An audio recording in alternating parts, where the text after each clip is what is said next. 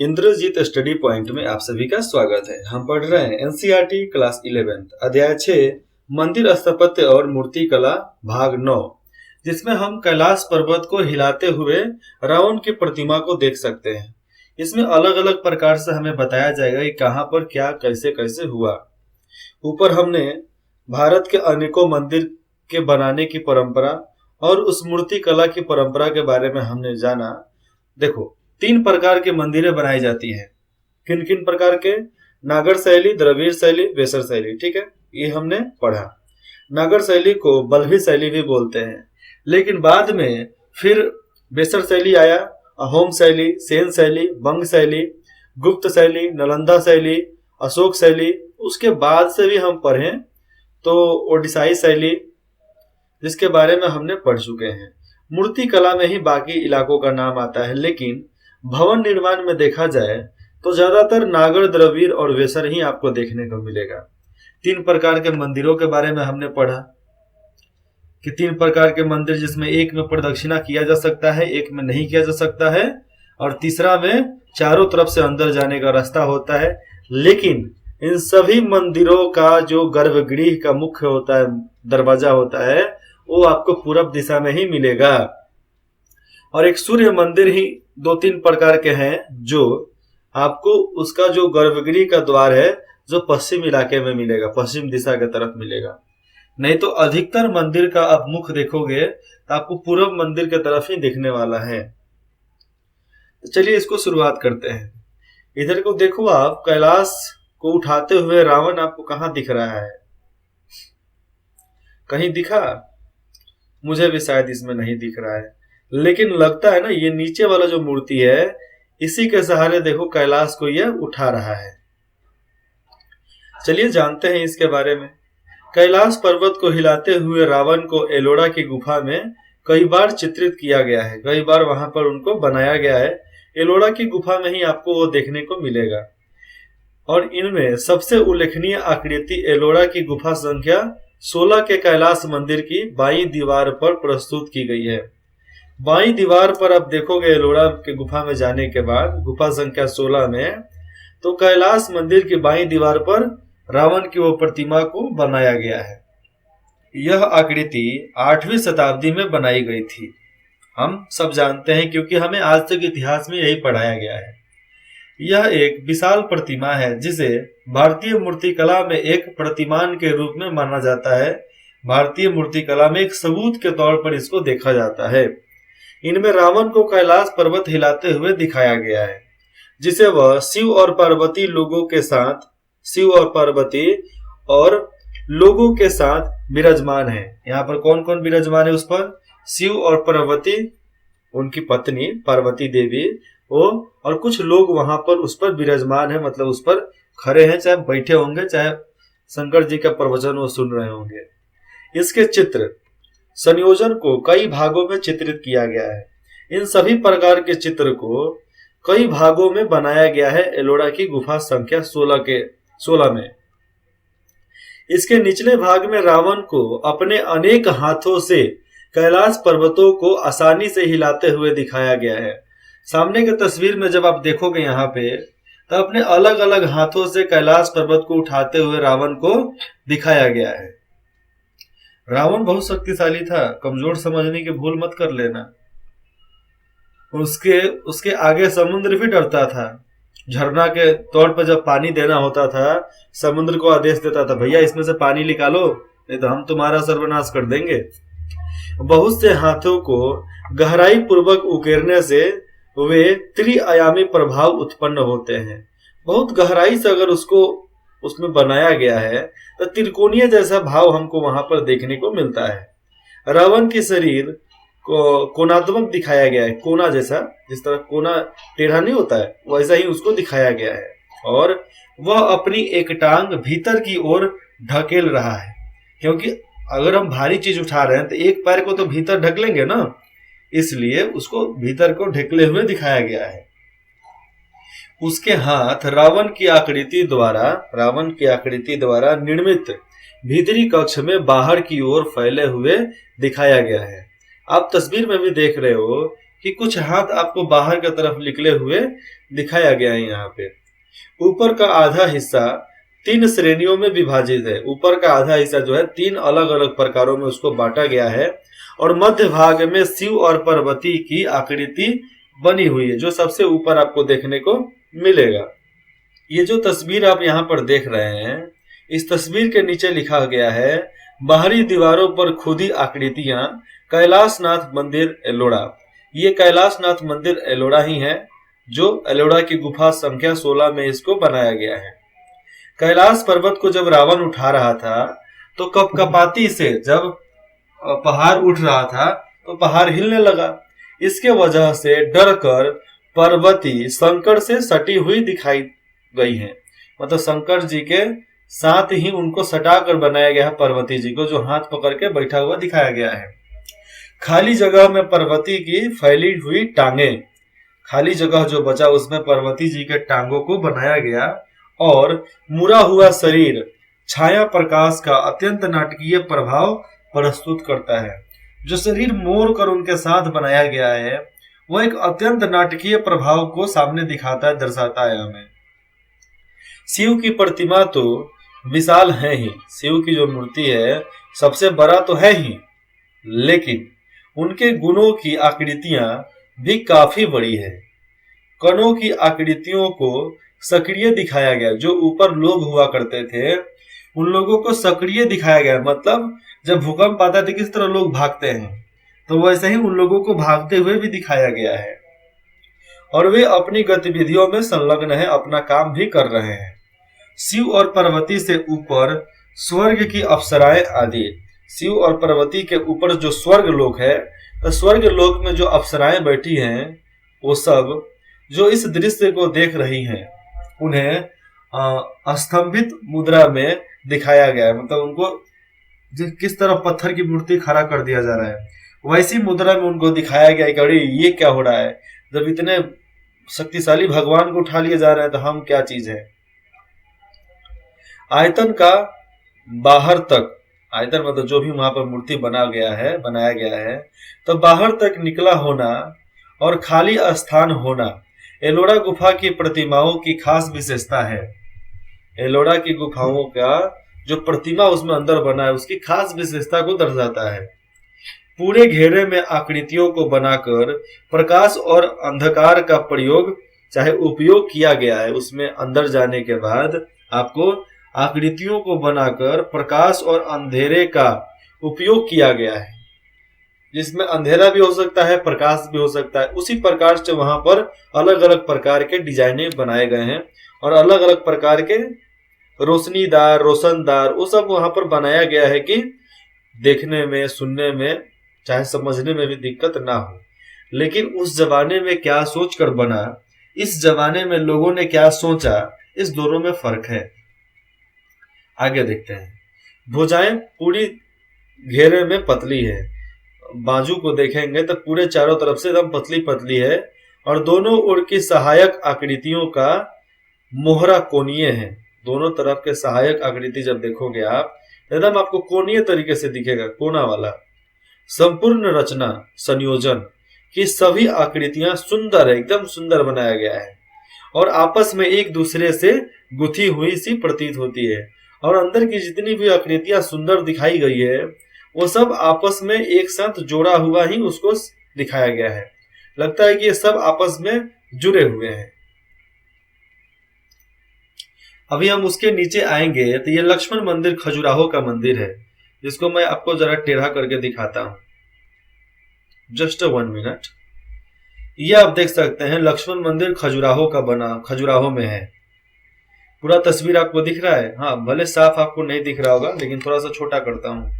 छोटा करने के बाद भी आपको साफ उतना नहीं दिखेगा क्योंकि ब्लर दिख रहा है। जब हमें ब्लर दिख रहा है तो आपको भी ब्लर दिखेगा।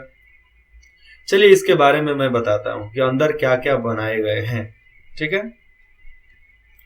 आप यहाँ पर इस तस्वीर को देख लो। पहले इस तस्वीर को देख लो। यहाँ पर आलिंगन करते हुए लोगों को दिखाया गया है, बहुत सारी मूर्तियों को दिखाया गया है, जिसमें कामा सूत्र के बारे में भी नॉलेज, ज्ञान दिया गया है।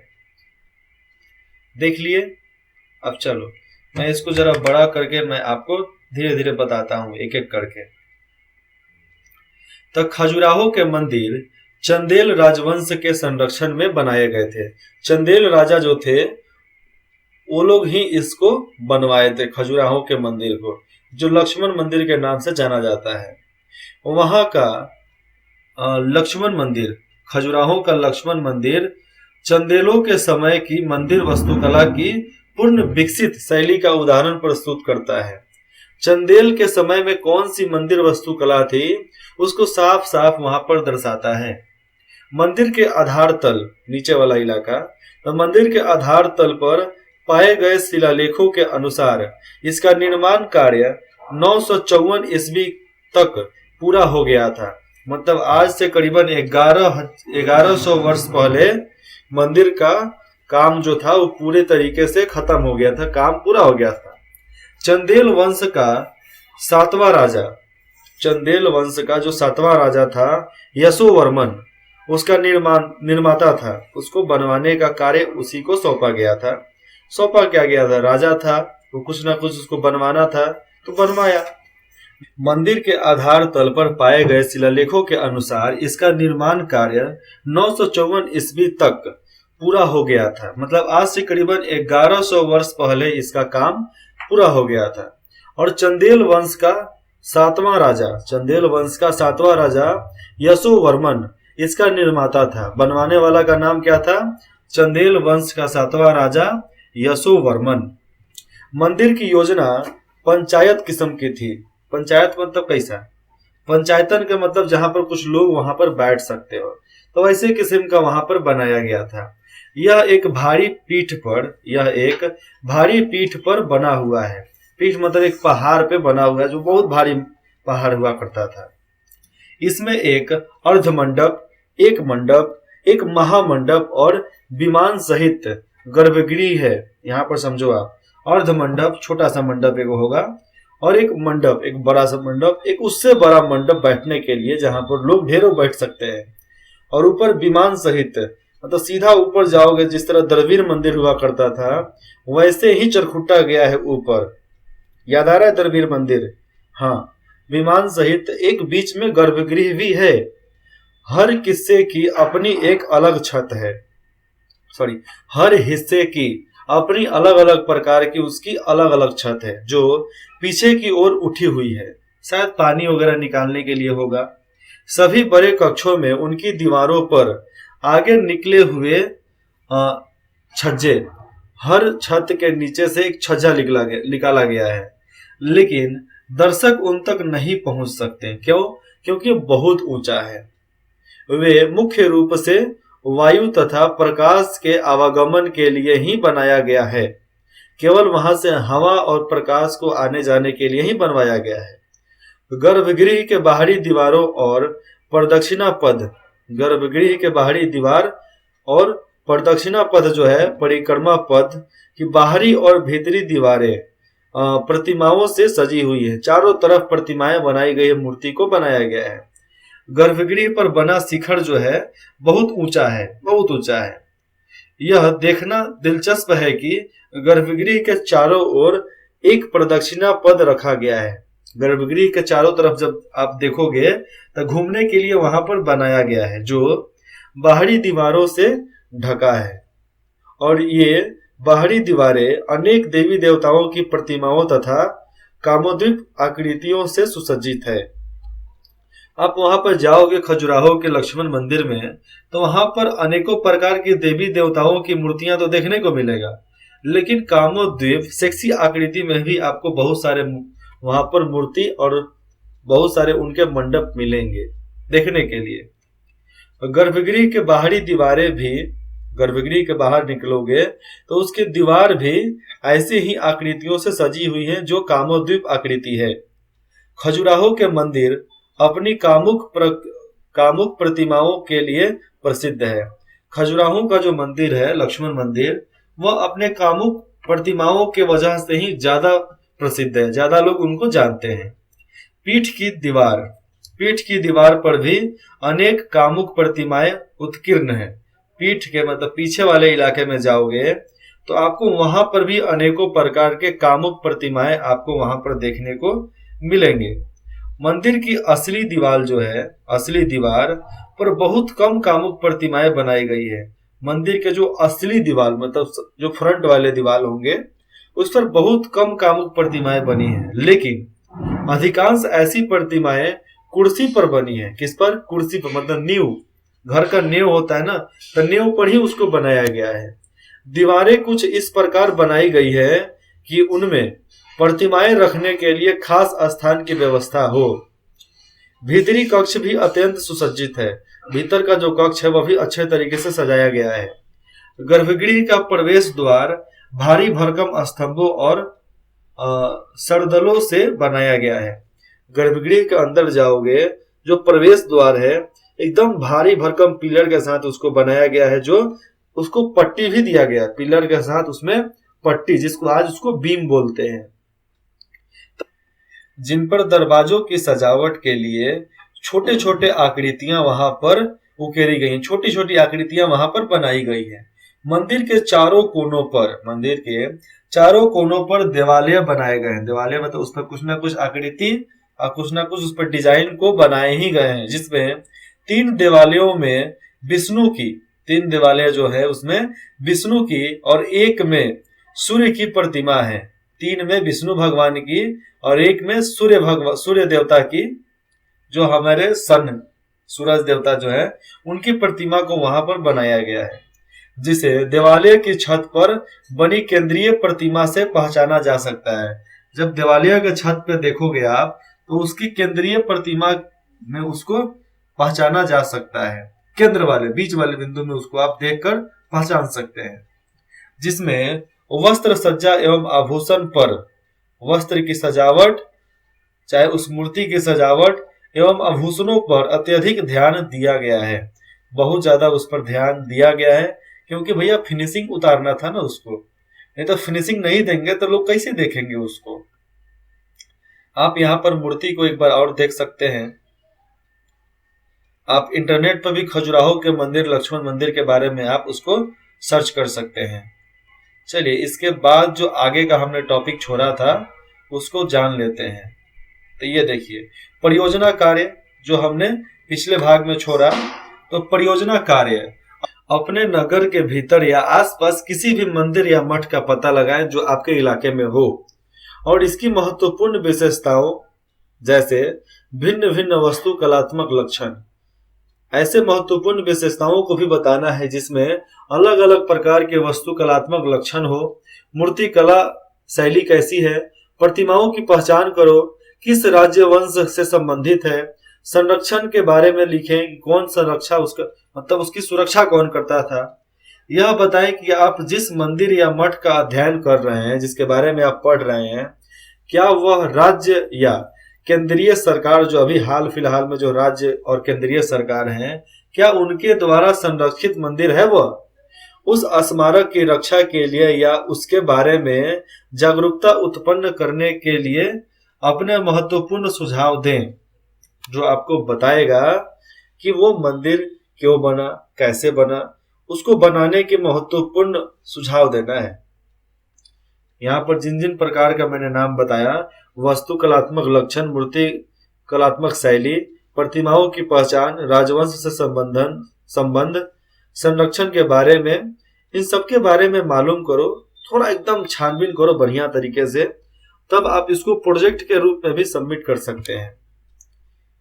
नहीं तो एग्जामिनेशन में पूछेगा परियोजना कार्य। परियोजना कार्य में आप बताओगे कि अपने इलाके में एक मंदिर है, उस मंदिर में इस प्रकार की शैली है, और ऐसे कौन से नागर शैली, द्रविड़ शैली, चाहे वेसर शैली के अनुसार उस मंदिर को बनाया गया है। उसके बाद उसके मूर्ति कला शैली कैसा है, नालंदा शैली है कि अगर आप बिहार में हो चाहे कहीं भी मध्य भारत में, तो वहां के अलग अलग प्रकार के शैली हुआ करते हैं। कौन से राजवंश उसको संबंध से जोड़ता है, कौन से राजवंश ने उसको बनवाया है, संरक्षण कौन किया, पैसा कौन लगाया, सुरक्षा कौन दिया, उसके बारे में आगे चलेंगे तो हम जानेंगे कि हमारे राज्य सरकार और केंद्र सरकार उसको सुरक्षा देती है कि नहीं देती है। ऐसे माना जाए जो प्रसिद्ध मंदिर है राज्य सरकार उसको सुरक्षा देती है। कैसे? जब भी कोई भारी भीड़ वाला मेला वगैरह चाहे पूजा आता है तो उस मंदिर के इर्द गिर्द पुलिसों का जमेरा लग जाता है। पुलिस को वहां पर खड़ा कर दिया जाता है कि सुरक्षा एकदम बखूबी ढंग से निभाया जाए, एकदम अच्छे तरीके से वहां पर निभाया जाए। चलिए यहाँ पर मैं अभ्यास बता देता हूँ। क्वेश्चन 1, प्रश्न 1, अध्याय में बताए गए स्थानों को मानचित्रों में चिन्हित कीजिए। बताइए कि वो मैप में कहाँ कहाँ दिखता है। कौन सा? जो भी आप ऊपर से नीचे तक मंदिर के बारे में पढ़ा। सबसे ऊपर जाओगे आप तो आपको उसमें मानचित्र दिखेंगे, केवल टिक लगाना है। चाहे परीक्षा में आपको मानचित्र मिल जाए तो उसमें आपको बताना है। 2 नंबर, उत्तर भारतीय और दक्षिण भारतीय मंदिरों की प्रमुख विशेषताओं का लक्षणों का वर्णन करें। उसकी विशेषताओं या उसके लक्षणों के बारे में बताना है। तो ये तो बताओ कि उत्तर भारत में कौन से शैली का अनुसरण किया जाता है और दक्षिण भारत में किस शैली का अनुसरण किया जाता है। 3 नंबर, दक्षिण भारत में मंदिर स्थापत्य, वस्तु कलात्मक और मूर्ति कला के विकास के बारे में लिखें। 4 नंबर, भारत में प्रचलित भिन्न भिन्न मंदिर शैलियों की तुलना करें कि भारत में अलग अलग किन किन प्रकार की शैली का उसका शुरुआत हुआ, उसी में तुलना करना है, कौन अच्छा है कौन खराब है। खराब से मतलब नहीं है, केवल अच्छा को ही चुनना है। 5 नंबर, बौद्ध कला के विकास को स्पष्ट करें। बौद्ध कला जो था उसमें क्या क्या हुआ उसी को स्पष्ट तरीके से बताना है। कितना विकास हुआ बौद्ध कला का उसके बारे में। यहाँ पर आपका यह अध्याय खत्म होता है।